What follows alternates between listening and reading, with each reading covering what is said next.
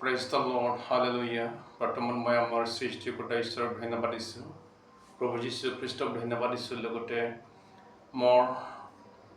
মোৰ ইউটিউব চেনেলত মই সকলোকে মই আদৰিছোঁ আৰু মোৰ আন্তৰিক শুভেচ্ছা সকলোলৈ মই জ্ঞাপন কৰিছোঁ। আৰু মোৰ নাম টিমথি নাৰ্জাৰী। মই আজি আপোনালোকৰ সন্মুখত মই এটা স্বৰ্গৰাজ্যত বাস্তৱ যীশু খ্ৰীষ্টই মোক লৈ গৈ পেলাই মই স্বৰ্গ আৰু নৰক দেখুৱাইছিলে। সেইবোৰ কথা মই টেষ্টিমনি হিচাপত সাক্ষ্য হিচাপত আপোনালোকৰ সকলোৰ প্ৰতি মই অকণমান মই ক'বলৈ মই সাজু হৈছোঁ।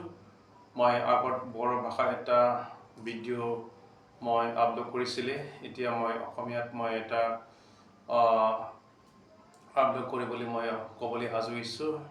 এতিয়া মই যোৱা 2018 মাৰ্চ মাহৰ 1 তাৰিখ ৰাতিৰ 10টা বাজি সময়ত মই গীটাৰ লৈ ঈশ্বৰক স্তুতি প্ৰশংসা কৰি থাকোঁতে মই প্ৰশংসা কৰি তাৰপিছত মই যেতিয়া 10টা মান পাৰ হৈ গৈছে তেতিয়া মই প্ৰাৰ্থনা কৰিছিলে। সকলো মানৱ জাতিৰ কাৰণে প্ৰাৰ্থনা কৰিছিলে আৰু পৃথিৱীত থকা সকলো পাপত থকা মানুহবিলাকৰ কাৰণে প্ৰাৰ্থনা কৰিছিলে। তেতিয়া প্ৰাৰ্থনা কৰাৰ পিছত মই মোৰ বিচনাত শুবলৈ মই আৰম্ভ কৰিলে। ঈশ্বৰক ধন্যবাদ দিয়াৰ পিছত প্ৰাৰ্থনা কৰি মই বাগাৰ দিলে হৈ গ'লে মই তাৰপিছত মই বাগাৰ দিয়াৰ পিছত মই কেতিয়াবা মই স্বৰ্গলৈ যীশুক মই লগ পালে মই গমেই পোৱা নাছিলে। তেতিয়া মই বাগাৰ দিয়াৰ পিছত কেতিয়াবা মই যীশু খ্ৰীষ্টক স্বৰ্গলৈ লগ পাইছে। যীশু খ্ৰীষ্টক মই স্বৰ্গলৈ এনেকুৱা লগ পাই যীশু খ্ৰীষ্টই মোক স্বৰ্গত লৈ গৈ পেলাই এনেকুৱা স্বৰ্গত দেখুৱাইছিলে। আৰু মই চাৰিওপিনে চাইছে সকলোপিনে সোণা, সকলোখিনি ঠাইবিলাক সোণাৰে সজোৱা, ইমান ধুনীয়া ঠাই, ইমান ধুনীয়া শান্তি, ইমান ভাল লাগিছিলে। তাৰপিছত মই যীশুক সন্মুখত দেখিলে মই কেতিয়া এই ঠাইত আহি পাইছে মই আচৰিত খাইছোঁ আৰু লগতে মই প্ৰভু যীশুক ধন্যবাদ দিছোঁ। যীশুৰ সন্মুখত তেতিয়া মই ইমান নাচিছে, স্তুতি প্ৰশংসা কৰি যীশু খ্ৰীষ্টক মই ইমান ধন্যবাদ জ্ঞাপন কৰিছোঁ। ইমান স্তুতি প্ৰশংসা মই কৰিলে যীশুক। তেতিয়া ইমান নাচি গান গাই মই যীশুক ধন্যবাদ দিলে। হ'লেও মই ভাগৰ লগা নাই, ভোকো লগা নাই, পিয়াও লগা নাই, একো খাবলৈ পান কৰিবলৈ ইচ্ছা হোৱা নাই। এনেকুৱা মানে তৃপ্তি জীৱন, এনেকুৱা মানে সুখী জীৱন, এনেকুৱা মানে শান্তি যেন একো খাব নালাগে, এনেদৰে শান্তিটো মই স্বৰ্গত পাইছিলে। তাৰপিছত মই যীশুৰ সন্মুখত ক'লে, প্ৰভু যীশু, জগতত থকা মানুহসকলে ইয়াত আহিব পৰা হ'লে কিমান মৰম, কিমান শান্তি, ভোক নাই, পিয়া নাই, এইবোৰ ঠাইত আহিব পাৰিলে কিমান ভাল হ'লে প্ৰভু। তেতিয়া মই যীশুক কৈছে, আকৌ মই নাচিবলৈ ধৰিলে যীশুৰ সন্মুখত। স্তুতি প্ৰশংসা ইমান আমি গান গাই স্তুতি প্ৰশংসা যীশুৰ সন্মুখত মই নাচিবলৈ আগত আৰম্ভ কৰিলে। তাৰপিছত যীশু খ্ৰীষ্টই কৈছে, টিমথি, এতিয়া আমি আন ঠাইলৈ যাম। ইয়াৰ পৰা আমি পৃথিৱীলৈ আকৌ আমি যাম। পৃথিৱীৰ এটা ঠাইত যাব লগা আছে, বহুত মানুহ আছে বুলি মোক ক'লা। তাৰপিছত স্বৰ্গদূত 3জন আৰু যীশু খ্ৰীষ্টৰ লগতে আমি 5জন হৈ পেলাই এতিয়া স্বৰ্গৰ পৰা নামি আহিবলৈ আৰম্ভ কৰিলে। স্বৰ্গৰ পৰা নামি আহি আছে আৰু পৃথিৱীত আহি পাল। আৰু পৃথিৱীত আহি পোৱাৰ লগতে মই এটা গেট দেখা পালে। এই গেটটো এনেকুৱা গেট আছিলে, ইমান ওখ গেট, ডাঙৰ এটা ওখ গেট, পূব পশ্চিম গেট আছিলে। এই পূব পশ্চিম গেটটো সোণাৰ গেট আছিলে। ইমান ডাঙৰ, ইমান ওখ গেট, এই গেটটো সোণাৰে বনোৱা, ইমান বিউটিফুল, ইমান সুন্দৰ এনেকুৱা গেট আছিলে। তাৰপিছত এই গেটৰ দক্ষিণ ফালে হাজাৰ মানুহবিলাকে থিয় হৈ যীশুক অপেক্ষা কৰি আছিলে। আৰু গেটৰ আগত উত্তৰ ফালে আমি যীশু আৰু 3জন স্বৰ্গদূত আৰু আমি 5জন আছিলে। তাৰপিছত আমি ইয়াত থকা যিসকল মানে গেটৰ দক্ষিণ ফালে থিয় হৈ আছে তেওঁলোকক মই বহুত মানুহক চিনি পাওঁ, বহুত মানুহবিলাক চিনি পাওঁ। ইয়াতে বিভিন্ন জাতি জনগোষ্ঠীবিলাক আছে।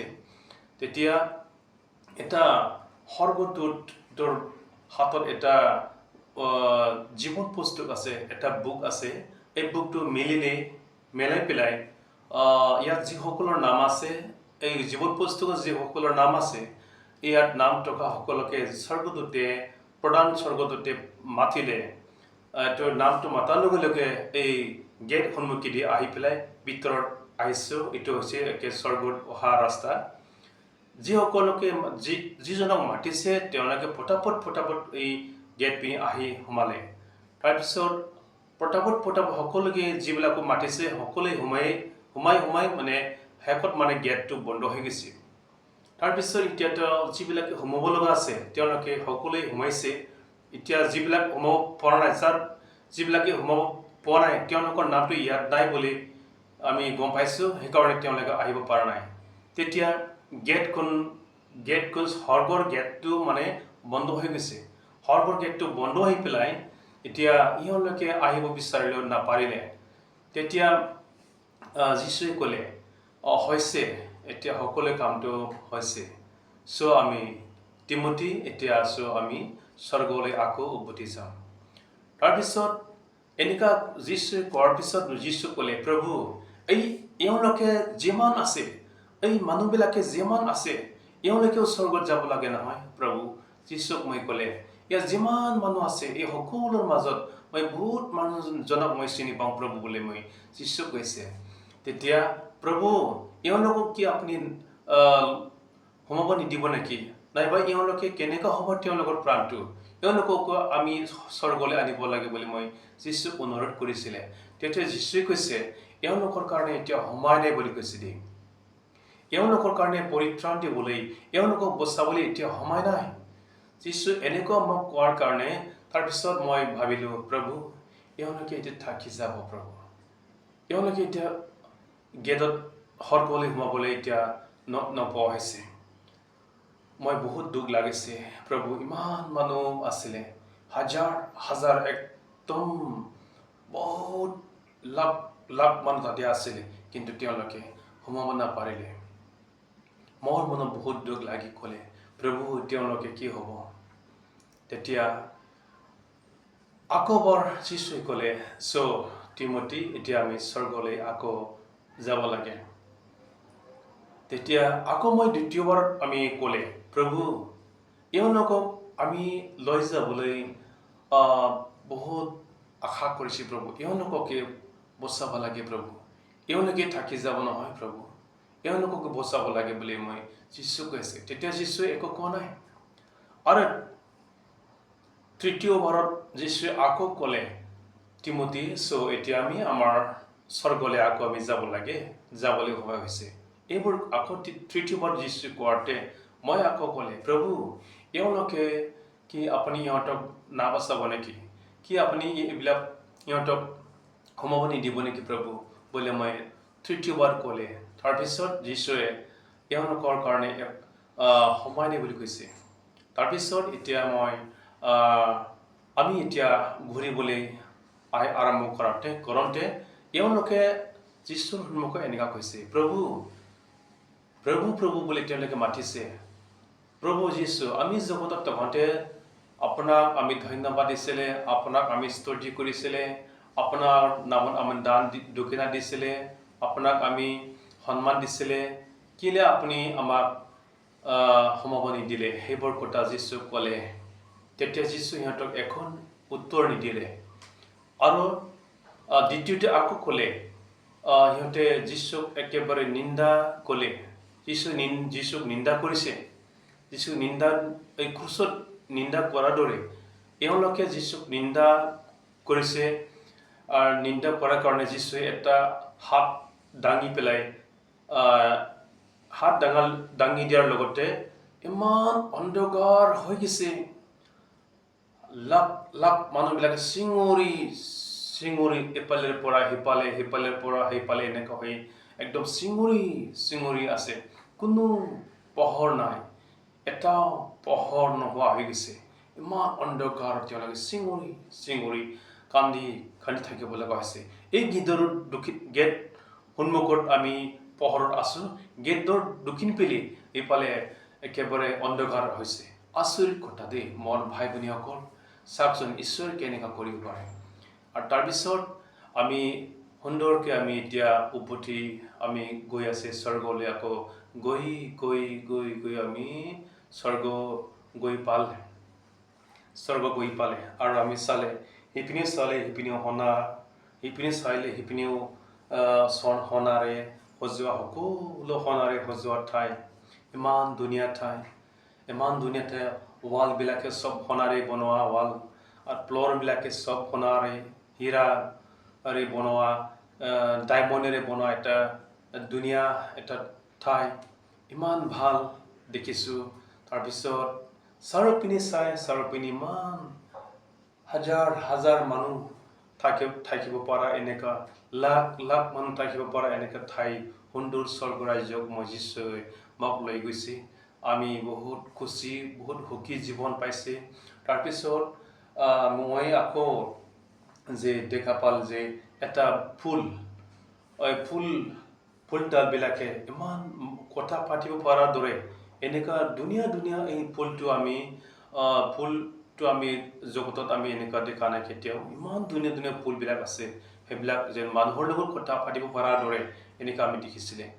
তাৰপিছত আমি বহুত খুচি হ'ল, এইপিনে চাল চাৰিওপিনে আমি বহুত সুন্দৰ শান্তি লাগিছে। ইয়াতে ভোক নাই, পিয়া নাই, শান্তি, সদায় খুচি লাগিছে। তাৰপিছত যীশুৱে মোক ক'লে, তিমোথী, তোমাক এটা ঠাই দেখুৱাব লাগে। কৈছে প্ৰভু, মই চাম বুলি। আহক, তোমাক এটা ঠাই দেখুৱাব লাগে। তেতিয়া এটা ঠাইত মোক লৈ গৈছে। মোক ইয়াতে এজন স্বৰ্গদূতে এটা সোণাৰ বাৰীডাল লৈ থিয় হৈ আছে। তাৰপিছত সেই ঠাইত মই গৈ তলপিনে চালে ইমান গৰম, বাপ, ইমান গৰম, কিমান একদম বাৰে উতলাই থকা আলকাত্ৰা, জুই, ধোঁৱা এনেকা উতলি থকা, ইমান জুই এনেকা মই চাইছিলে। এনেকা চাই থকাতে ইমান গৰম লাগিলে। প্ৰভু, মই ভয় কৰিছোঁ, এইটো ঠাই মোক চাব নিদিবি বুলি মই প্ৰভু যীশুক অনুৰোধ কৰিছে।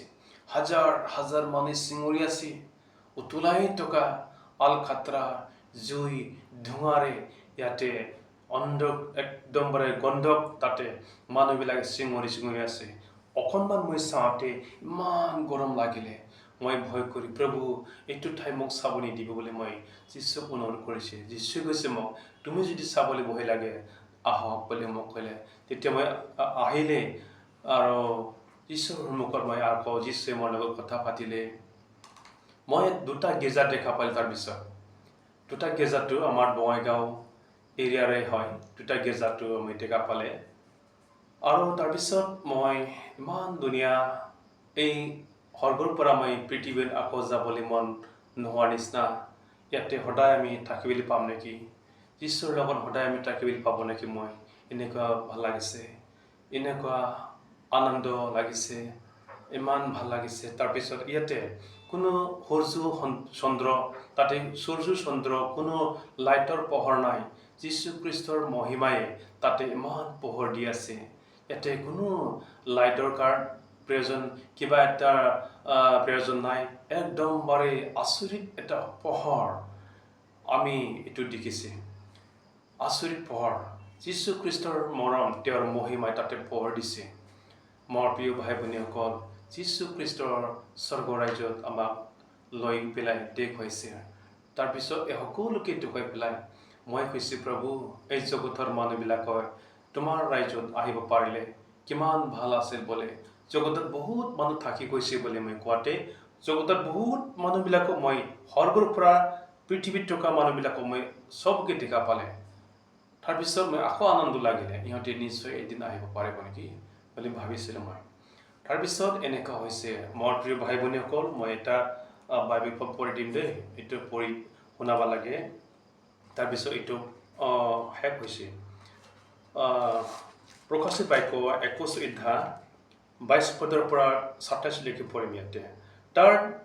তাৰ ভিতৰত মই কোনো মন্দিৰ নেদেখিলে, কিয়নো সৰ্বশক্তিমান প্ৰভু পৰমেশ্বৰ আৰু সেই মেৰ পোৱালীয়ে তাৰ মন্দিৰ সেই নগৰত দীপ্তি দিবৰ কাৰণে সূৰ্য বা চন্দ্ৰৰ প্ৰয়োজন নাই, কিয়নো তাতে ঈশ্বৰৰ প্ৰতিভা দীপ্তি দিয়ে আৰু মেৰ পোৱালীয়ে তাৰ প্ৰদীপ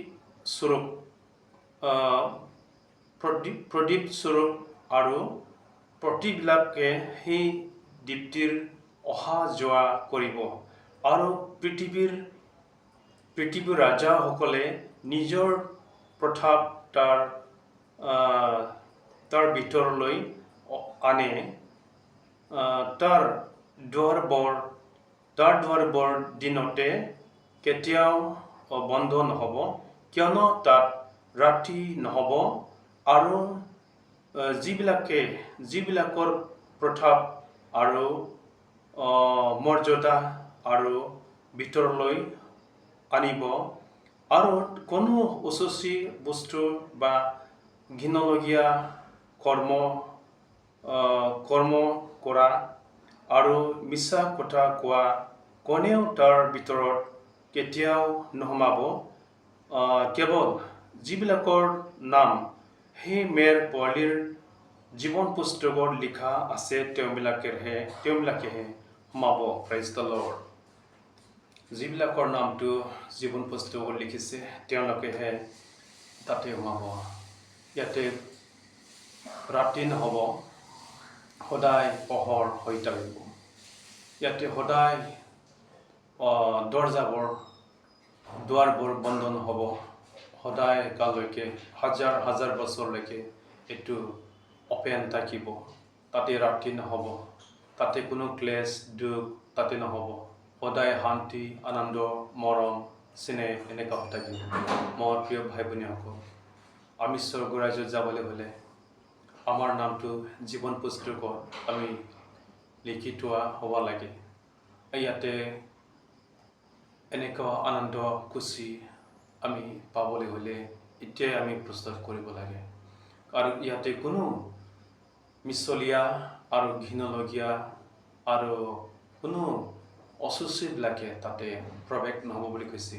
যিবিলাকৰ নাম জীৱন পুস্তকত লিখিছে তেওঁলোকে, যিবিলাকে যীশু খ্ৰীষ্টক বিশ্বাস কৰি তেওঁবিলাকৰ নামটো এন্ট্ৰি হৈছে, তেওঁলোকে স্বৰ্গলৈ প্ৰৱেশ হ'ব বুলি স্পষ্ট লিখিছে। আমি এইটো বাইবেলত সংসাৰত থকাতেহে আমি পঢ়িব পাইছিলোঁ। যি বাইবেলত আমি পঢ়িছিল এই ঠাইতহে যীশুৱে মোক লৈ পেলাই নিজৰ সুন্দৰ ঠাইটো এইটো মোক দেখুৱাইছে। প্ৰিয় ভাই ভনীসকল, বতৰটো বহুত বেয়া হৈ আছে আজিকালি। সেই গতিকে আজি মোৰ জীৱনৰ সাক্ষ্য যীশুৱে মোক স্বৰ্গলৈ যোৱা কথাটো মই আপোনালোকৰ সন্মুখত মই কৈছোঁ। নিশ্চয় এইটো আমি আশা কৰিব লাগে। এইটো কাৰণে যীশু খ্ৰীষ্ট আমাক বচাবৰ কাৰণে পৃথিৱীত আহিছে মানুহক। মোৰ প্ৰিয় ভাই ভনীসকল, তাৰপিছত যীশু খ্ৰীষ্ট মোক আকৌ স্বৰ্গৰ পৰা লৈ আহিল। মই হাৰ পাইছে আৰু মই স্বৰ্গদূতক দেখিছোঁ আৰু স্বৰ্গৰ পৰা আহি যিজন আহিছে হাৰ পাইছে পোৱাতে মই হাৰ পাই পেলাই মই উঠিলে। তাৰপিছত সেইদিনৰ পৰা 4 দিন 4 ৰাতি মই একেবাৰে জগতত থাকোঁতে ভোক নাই পিয়াহ নাই, এনেকুৱা খাব লাগে না নালাগে, এনেকুৱা মই ভোক পিয়াহ হোৱা নাই দেই মোৰ প্ৰিয় ভাই ভনীসকল।